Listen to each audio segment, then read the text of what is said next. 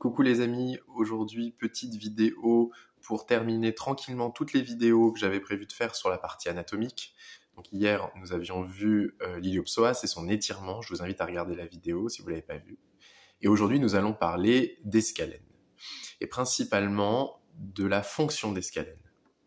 Dans les bouquins d'anatomie, nous voyons, et ce n'est pas faux, que les scalènes sont inclinateurs homolatérales, donc ils font pencher la tête du côté où ils sont. S'ils sont là au niveau de mes doigts, ils créent ce mouvement-là. Ils sont inspirateurs accessoires, c'est-à-dire que si vraiment vous êtes en mode survie et que vous avez besoin de reprendre votre souffle, ils viennent se contracter pour élever les côtes, pour vraiment chercher à créer une dépression dans la cage thoracique et amener de l'air dans la cage thoracique. Donc ils ont cette fonction-là. Ce sont vraiment un peu des muscles de survie quand on a besoin d'air, puisqu'ils élèvent les côtes. Et ils ont une petite composante de rotation, mais là vraiment c'est très léger puisqu'ils sont quasiment dans l'axe de rotation. Ça, c'est la fonction qu'on leur décrit dans les bouquins d'anatomie. Et elle n'est pas fausse. Mais, lorsque vous êtes en position debout, et que vous penchez la tête de ce côté-là,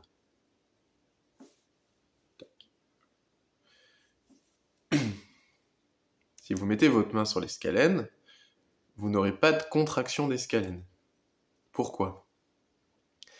Parce que la tête, lorsqu'elle tombe, elle n'est pas liée à l'action de ces scalènes-là, elle est liée à la pesanteur. C'est-à-dire que ma tête tombe naturellement. Il n'y a pas besoin de rajouter une force supplémentaire pour la faire tomber. Et donc le corps, qui est plutôt économe, ne va pas dépenser de l'énergie pour faire tomber la tête de ce côté-là. En revanche, il ne faut pas qu'elle tombe trop vite. En tout cas, il faut qu'elle tombe à la vitesse que nous avons choisie dans notre tête. Donc, par exemple, si je veux me gratter avec mon épaule l'oreille, parce que ça me gratte, eh bien, ma tête est basculée de ce côté-là. Et il faut bien que la vitesse soit modulée. Eh bien, si la tête va moins vite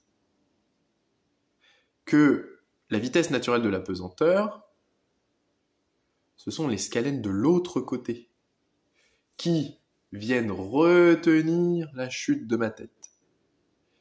Si c'est pile la vitesse de la gravité, boum, là, il n'y a quasiment pas d'action des scalènes. Éventuellement un petit peu ceux-là, mais qui vont quand même être en contrôle.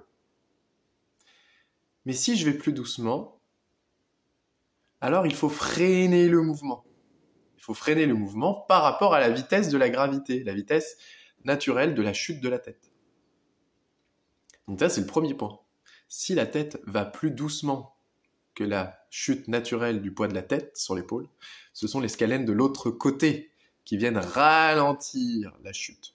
Ça s'appelle l'excentrique. On dit qu'ils travaillent en excentrique pour ceux qui ne connaissent pas le terme. Pour les kinés, ostéos, coach, tout ça, c'est classique. Cependant, cette petite notion n'est pas toujours classique de se rendre compte dans le concret ce que ça donne. Mais alors, est-ce qu'ils ne travaillent jamais en inclinateur homo ? Eh bien si. Alors déjà, dès que vous êtes sur le dos ou à plat ventre, il n'y a plus d'histoire de pesanteur. Donc il faut bien quand même faire le mouvement avec des muscles, ce sont eux qui le font. Mais en position debout. Moi, je me suis amusé par la palpation de voir dans quel cas ils se contractent.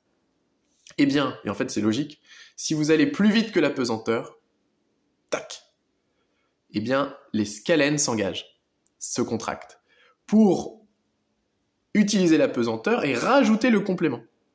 Et donc là, ce sont les scalènes antérieures, scalènes antérieures, moyen, postérieures, qui, à l'unisson, viennent se contracter pour augmenter la vitesse naturelle de la chute.